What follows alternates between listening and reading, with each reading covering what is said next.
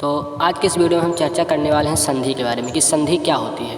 तो संधि जो हिंदी व्याकरण का सबसे महत्वपूर्ण टॉपिक है और किसी भी कॉम्पिटिटिव एग्जाम के लिए बहुत ही इंपॉर्टेंट है। किसी भी कॉम्पिटिटिव एग्जाम में क्वेश्चन 2-3 क्वेश्चन संधि से रिलेटेड पूछे ही जाते हैं, तो इसलिए ये क्लास बहुत इंपॉर्टेंट है।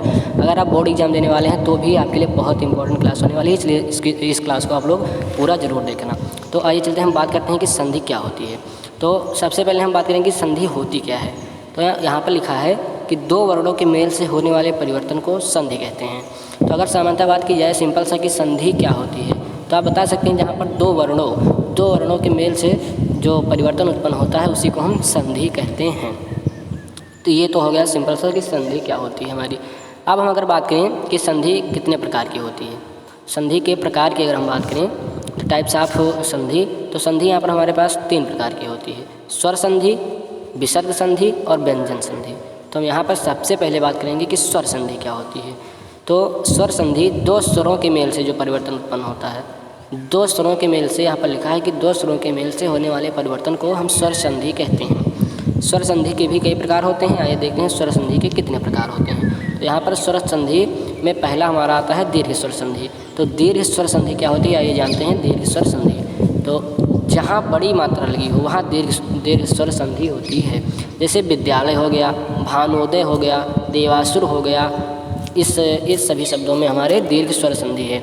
विद्यालय में कैसे दीर्घ स्वर संधि है, आप इसको विद्यालय को जो आप इसका संधि विच्छेद करेंगे तो विद्या प्लस आलय में टूटेगा, मतलब विद्या और प्लस आलय, मतलब यहाँ पर बड़ा आ का मात्रा जो है छिपा हुआ है, इसलिए हम यहाँ पर कह सकते हैं कि यहाँ पर दीर्घ संधि है विद्यालय में। इसी तरह भानोदय में और इसी तरह देवासुर में आपका दीर्घ संधि आता है। और दूसरे स्वर संधि में आता है हमारा गुण संधि। तो गुण स्वर संधि क्या होती है, जहाँ एक मात्रा लगी हो वहाँ गुण संधि होती है। अब एक मात्रा हम कैसे पहचानेंगे, जैसे नरेश में देखिए एक की मात्रा लगी है, एक मात्रा है, एक की मात्रा है और एक मात्रा है, तो नरेश यहाँ पर हो गया नर प्लस ईस।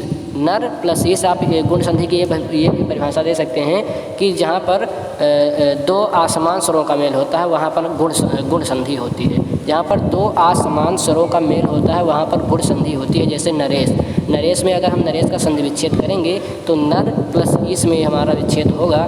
तो यहाँ पर नर में लास्ट में हमारा आता है छोटा आ और ईस में हमारा आता है शुरुआत में बड़ी ई। तो यहाँ पर असमान स्वर आए हैं, दो असमान स्वर आए हैं, छोटा आ और बड़ी ई दो असमान स्वर हैं। तो यहाँ पर कह सकते हैं कि यहाँ पर गुण संधि नरेश में है। इसी तरह महोदय में, इसी तरह महेश में, इसी तरह दिवेश में हमारे गुण संधि होती है। तो आप कहीं पर भी कोई भी शब्द लिखा होगा तो आप तुरंत उसका संधि विच्छेद करके पहचान सकते हैं जहाँ पर दो असमान स्वर आएंगे। अगर संधि विच्छेद करने पर दो असमान स्वरों में वो टूटता है हमारा शब्द तो वहाँ पर निश्चित तौर पर गुण संधि होगा। अब हम बात करते हैं तीसरे संधि के बारे में अपने। तीसरा संधि हमारा है वृद्ध संधि। वृद्ध स्वर संधि क्या होती है, जहाँ दो मात्रा लगी हो वहाँ वृद्ध संधि होती है। यहाँ पर लिखा है दीर्घ, यहाँ पर लिखा है वृद्ध संधि होती है। वृद्ध संधि जैसे सदैव, सदा प्लस एव, यहाँ पर हमारा हो गया सदैव, इसका संधि विच्छेद करेंगे तो सदा प्लस एव में टूटेगा हमारा और यहाँ पर हो जाएगा हमारा वृद्ध संधि सदैव। इसी तरह एकयो, एक प्लस एव यहाँ पर हमारा हो गया एकयो। इसी तरह वनौषधि, महोद, गगौध, महेश्वर, सदैक्य आदि हमारे जितने भी, जहाँ पर आप देखिए कि यहाँ पर ऐ की मात्रा लगी होगी निश्चित तौर पर वहाँ पर वृद्ध संधि हमारी होगी। तो ये तो हो गया सिंपल सा ट्रिक हमारा गुण संधि, वृद्ध संधि और दीर्घ संधि के बारे में लेकर। अब हम आते हैं हमारे नेक्स्ट हमारा जो है ये यण संधि है। यण संधि जहाँ पर या व रा से पहले आधा शब्द आए, यहाँ पर या व रा, ये आप लोग इस शब्द को नोट कर लीजिए, जहाँ पर या व रा से पहले कोई आधा शब्द मतलब कटा हुआ शब्द आए तो वहाँ पर आपका यण संधि होगा। जैसे स्वागत में कैसे हम बताएंगे कि यण संधि है, यहाँ पर सु प्लस आगत है। तो यहाँ पर जो हमारा सु है ये हमारा यहाँ पर आधा है, इसको रहना चाहिए सु, लेकिन यहाँ पर आधा है, तो यहाँ पर हम पहचान सकते हैं कि यहाँ पर यण संधि है। इसे इत्यादि में यहाँ पर देखिए ता आपका आधा लगा हुआ है और उसके बाद या है, ता के आधे शब्द के बाद यहाँ पर या है, तो यहाँ पर आप बता सकते हैं कि यण संधि है। इसी तरह देव व्यागमन में आप देख सकते हैं यहाँ पर वह जो है आधा है उसके बाद या है, तो यहाँ पर भी हमारा यण संधि है। इसी तरह राज्यागमन में आप देख सकते हैं कि जा यहाँ पर हमारा आधा है उसके बाद या हमारा है, इसलिए यण संधि यहाँ पर आ जाती है। अगर हम स्वर संधि के लास्ट प्रकार हमारा जो है अयाधि संधि के बारे में बात करें कि अयाधि संधि क्या होती है, तो जहाँ ए, ऐ, औ की मात्रा नहीं होती है और अधिकतम 3 शब्द होते हैं, जहाँ ए आई ओ और औ की मात्रा नहीं होती है, जहाँ ए आई ओ औ की मात्रा नहीं, बहुत ध्यान से आप लोग इसको सुनिएगा। ऐसा ट्रिक आपको पूरे यूट्यूब पर कभी नहीं मिलने वाला है जो यहाँ पर मैं आपको बता रहा हूँ। यहाँ पर देखिए अयाज संधि की पहचान मैं बता रहा हूँ, बहुत इंपॉर्टेंट है, हर एग्जाम में पूछा जाता है अयाज संधि क्या होती है। जहाँ पर ए आई ओ औ की मात्रा नहीं होती है और अधिकतम 3 शब्द होते हैं, वहाँ पर हमारी अयाज संधि होती है। जैसे हम यहाँ पर पहचान सकते हैं, जैसे हमारे यहाँ पर लिखा है पवन। पवन में देखिए आपको कहीं पर भी कोई ए आई ओ की मात्रा दिखाई नहीं दे रही होगी और यहाँ पर 3 शब्द हैं, तो आप बता सकते हैं कि पवन में जो हमारा है अयाज संधि है। इसी तरह नायक में, इसी तरह पावक में हमारा नयन, भवन, कमल, घावक, सावक, गायक, रायन, धवन और मयन इत्यादि इन सब शब्दों में हमारी अयाज संधि होती है। अयाज संधि की मैं बहुत बड़ी परिभाषा यहाँ पर आपको पहचान एक बता दे रहा हूँ।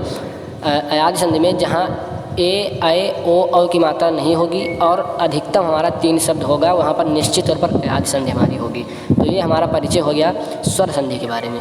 तो आशा करता हूँ आपको यहाँ तक पूरी क्लास समझ में आई होगी। अगर आपको कहीं पर भी कोई भी डाउट है तो कमेंट सेक्शन खुला हुआ है, आप अपना डाउट वहाँ पर पूछ सकते हैं, मैं नेक्स्ट वीडियो में आपको क्लियर करूँगा।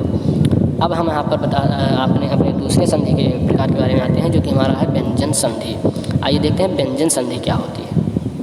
तो जहाँ व्यंजन के बाद स्वर या व्यंजन आने से जो परिवर्तन होता है, मतलब जहाँ व्यंजन के बाद स्वर या व्यंजन आएगा, ये आप लोग बहुत इंपॉर्टेंट पॉइंट है, इसको जरूर ध्यान में रखिएगा। जहाँ व्यंजन के बाद स्वर या व्यंजन आने से जो परिवर्तन होता है, वहाँ पर हमारी व्यंजन संधि होती है। जैसे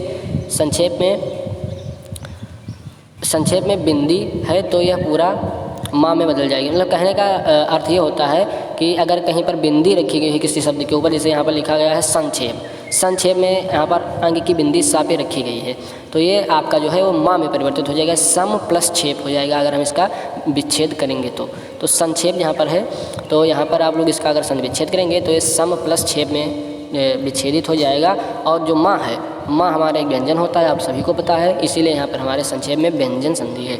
इसी तरह संहिता में बात करें तो संहिता भी टूटेगी हमारा सम प्लस हिता में, तो ये व्यंजन में टूट रहा है, व्यंजन वर्णों में ये टूट रहा है, इसलिए यहाँ पर व्यंजन संधि होती है। और इसके भी कई प्रकार होते हैं जो कि आप जिनके पहचान से आप बता सकते हैं। जैसे यहाँ पर लिखा है आधा ना, दा, जा पूरा ता में बदल जाता है। आधा ना जो होता है वो दा, चा, जा तथा ता में बदल जाता है। जैसे एग्जाम्पल हम बात करें, यहाँ पर लिखा है उन्नति जो है उत प्लस नति, आधा ना जो है हमारा ये ता में बदल गया। यहाँ पर उन्नति को उत प्लस नति में हम तोड़ सकते हैं, उत प्लस नति। यहाँ पर वर्ण का तीसरा क्रम जो है वो यहाँ पर परिवर्तित होता है। जैसे ना के बाद हमारा जो है वो आता है यहाँ पर उन्नति में, उत प्लस नति में हम इसको तोड़ सकते हैं। उद्भव को हम उत प्लस भव में तोड़ सकते हैं। इसी तरह उज्ज्वल को हम उत प्लस वल में तोड़ सकते हैं। उच्चारण को हम उत प्लस चारण में तोड़ सकते हैं। इसी तरह सज्जन सत प्लस जन में हम इसको यहाँ पर विसर्ग संधि के बारे में बात करेंगे। विसर्ग संधि क्या होती है? तो विसर्ग यहाँ पर लिखा है, विसर्ग के चिन्ह होता है, 2 बिंदी रखी जाती है विसर्ग के चिन्ह के रूप में। तो विसर्ग के चिन्ह जो होता है हमारा 2 बिंदी के बाद किसी स्वर अथवा व्यंजन के आने से जो परिवर्तन होता है उसमें हम विसर्ग संधि उसको कहते हैं। मतलब विसर्ग के बाद में किसी स्वर अथवा व्यंजन के आने से जो परिवर्तन होता है शब्द में, वहाँ पर हमारा विसर्ग संधि होता है। छोटी छोटा ऊ, का खा, पा फा, हुआ में परिवर्तित हो जाता है। छोटा ई छोटा ऊ अगर होगा, या आधा का या खा या पा फा होगा तो हमारा सा में परिवर्तित हो जाता है। जैसे यहाँ पर लिखा है निह प्लस कपट, तो इसको निह प्लस कपट में यहाँ पर हमारा जो विसर्ग का चिन्ह रखा गया है, इस विसर्ग के चिन्ह को हम हटा करके और वहाँ पर आधा सा लिख देंगे तो हमारा हो जाएगा निष्कपट। इसी तरह लिखा है निहफल, मतलब विसर्ग को हटाकर वहाँ पर आधा सा लिख दिया जाएगा। आप इसको इस तरह भी लिख सकते हैं, जैसे निष्कपट है, निष्कपट का अगर आप छंद विच्छेद करेंगे, निष्कपट का अगर आपको संधि विच्छेद करना है तो आप निह प्लस कपट में संधि विच्छेद कीजिएगा। यहाँ पर कहने का मतलब कि आधा सा जो होता है वो आपका विसर्ग की बिंदी के रूप में बदल जाता है। संधि विच्छेद में विसर्ग की बिंदी के रूप में परिवर्तित हो जाता है, आधा सा जो होता है, ये विसर्ग संधि की पहचान होती है। तो आशा उम्मीद है आपको ये समझ में पूरा वीडियो आया होगा। अगर आपको कहीं पर भी कोई भी डाउट है तो आप बेहिचक कमेंट बॉक्स में पूछ सकते हैं, उसका मैं समुचित उत्तर देने का प्रयास करूँगा नेक्स्ट वीडियो में, या हो सकेगा तो आपको कमेंट बॉक्स में ही आपका डाउट क्लियर कर दिया जाएगा। Thanks for watching this video. अगर आप चैनल पर भी नए हो तो चैनल को सब्सक्राइब करें, वीडियो को ज़्यादा से ज़्यादा शेयर करें अपने दोस्तों के पास, और चैनल को सब्सक्राइब करें जिससे आने वाली नई वीडियो आप तक सबसे पहले पहुँच जाए। धन्यवाद।